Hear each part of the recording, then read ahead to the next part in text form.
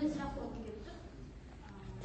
Енді менің өз ойымды айтатын болсам, жаңашыл ұстаз деген жаңа айтып өткендей, ол тек қана ақпараттық технологияны меңгерген, бірнеше тілді білетін ұстаз емес, сонымен қатар сол білімін өзінің практикасында жаңағы ұлттық құндылықтарды, ұлттық мәдениетті, ұлттық сананы оқушылардың миына енгізе отырып, жаңағы жан-жақты дамыта отырып, тек қана білім саласында жаңағы білімді құнарландыру емес, сонымен қатар адамгершілік тұрғыда, жан-жақты шығармашылық тұрғыда дамыта отыратын жаңа саналы ұрпақ, кемел ұрпақ дамытатын ұстаз деп, адам деп санаймын. Енді менің өз мақсатым осы жаңағы айтып өткен, өзім айтып өткен жаңашыл ұстаз болу.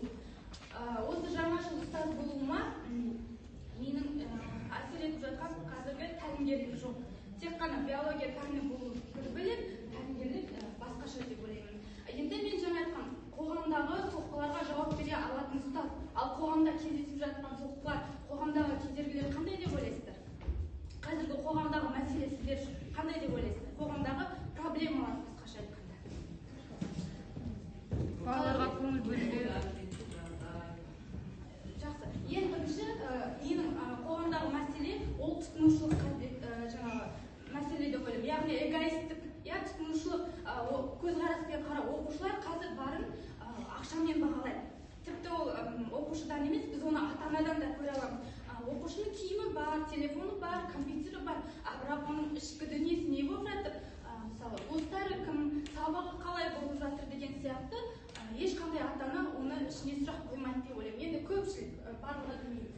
Келесі проблема ол бізде жаңағы ар-ұяттың жоғалуы, ар-ұят, жаңағы шыдамдылық, адамгершілік, жаңағы үлкенге құрмет көрсету, үлкенге ізет көрсету деген сияқты проблемаларды шығуы. Оны біздер өзіміздің мектебінің ішінен де аңғарамыз, кейбір оқушылар жаңағы аманшылықпай жатамыз, немесе сабақ үстінде жаңағы аманшылықтар, мінез-құлықтар көрсетіп жатыр деген сияқты.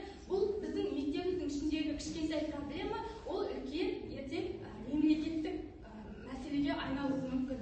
Одан кейінгі келесі жаңағы материалдық жаңағы оқушылардың материалдық құндылықтарға табынуы. Ол дегеніміз оқушылар қазір ең күшті адам кім, ең жаңағы жақсы адам кім дегенде ойлайтыны, мысалы, айфоны бар адам, машинасы бар, керемет үйі бар, бай адам деп ойлауы мүмкін. Ал жаңағы оның адамгершілік қасиеті,